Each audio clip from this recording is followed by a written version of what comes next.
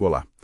Neste nosso Deep Dive, vamos direto ao ponto hoje, o princípio da parcelaridade, às vezes chamado de divisibilidade, né? Isso mesmo. Ou separação. Isso. Com base no material que a gente analisou, a nossa missão aqui é entender como é que os tribunais podem, invalidar só um pedacinho de uma lei, aquela parte que não está de acordo com a Constituição. Exato. Sem precisar jogar a lei inteira fora. É quase uma cirurgia jurídica, né? É uma ótima analogia essa da cirurgia.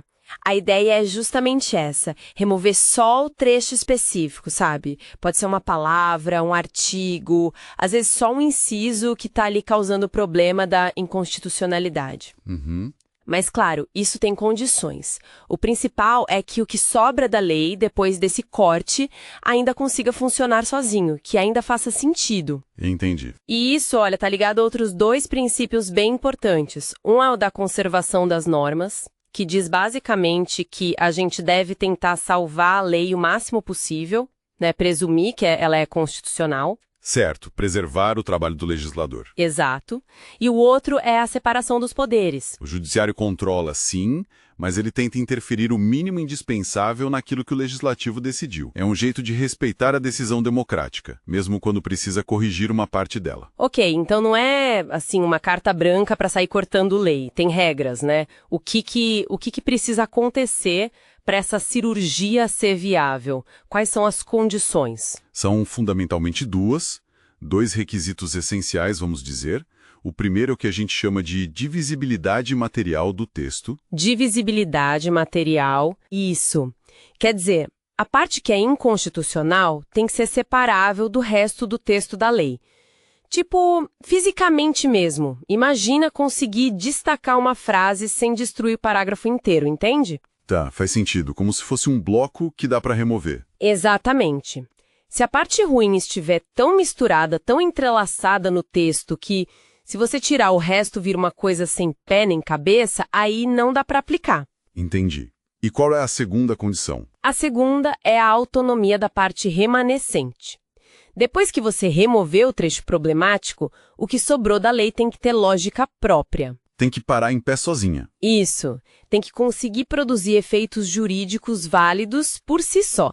Se a lei ficar, sei lá, manca, sem um sentido prático, ou se o resultado for algo totalmente bizarro que o legislador nunca quis, aí o princípio não se aplica. E nesse caso, a lei inteira cai. Geralmente sim. Se não der para salvar a parte boa de forma coerente, a tendência é declarar a inconstitucionalidade da lei toda.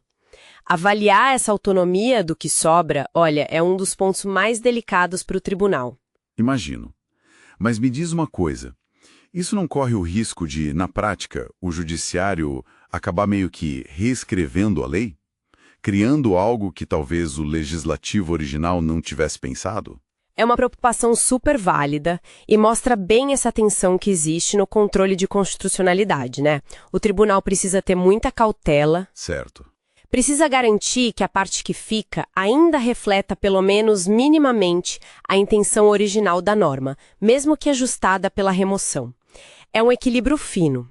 Mas vamos pegar um exemplo, acho que ajuda a clarear. Ótimo. Exemplo é sempre bom. Fala. Que tal aquele caso da lei de isenção de IPTU?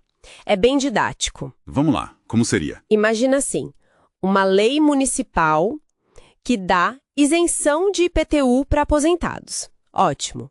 E o requisito é possuir um único imóvel. Até aí, tudo certo, né? Parece razoável. Pois é. Só que aí tem um artigo, ou um pedacinho dele, que diz: o benefício é restrito aos aposentados do sexo masculino.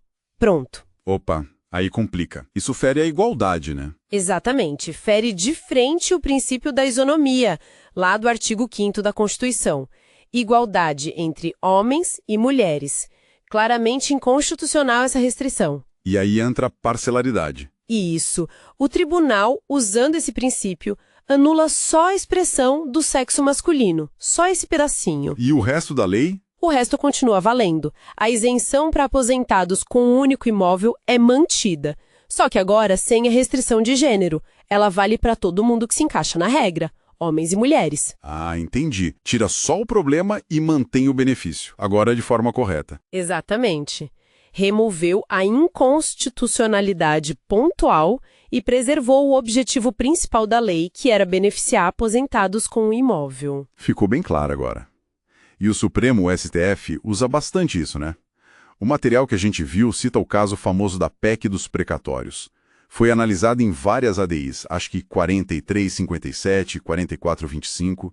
Isso, esse caso é um exemplo bem marcante e complexo também. Foi a Emenda Constitucional 62, lá de 2009.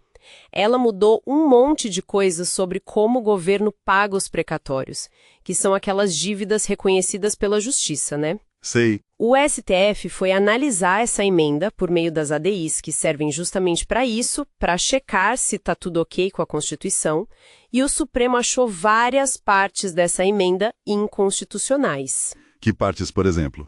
Por exemplo, a regra de correção dos valores pela TR, a taxa referencial. O STF entendeu que ela não acompanhava a inflação de verdade, prejudicava quem tinha dinheiro para receber. E também umas regras meio complicadas sobre leilões, com deságio muito grande. E aí, o Supremo anulou a emenda 62 inteira? Não. E aí que tá a beleza da parcelaridade em ação. O STF foi lá e, removeu cirurgicamente só os dispositivos específicos que eram inconstitucionais. Tipo os parágrafos e incisos que falavam da correção pela TR, aquele regime especial de pagamento por leilão, tirou esses pontos problemáticos. Mas a estrutura geral que a emenda tinha criado para organizar a fila de pagamentos, isso foi mantido. Entendi. Fizeram a cirurgia na própria emenda constitucional. Exatamente.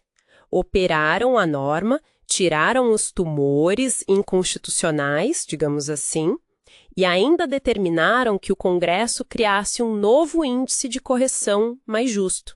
Foi uma intervenção bem precisa, sem precisar demolir a reforma toda. Então, para a gente amarrar aqui, o princípio da parcelaridade é essa ferramenta essencial que o judiciário tem para corrigir leis que batem de frente com a Constituição, mas de um jeito pontual. Isso. Preservando o que dá para salvar, o que funciona, um jeito de equilibrar o controle de constitucionalidade com respeito pelo trabalho do legislativo, né? Perfeito.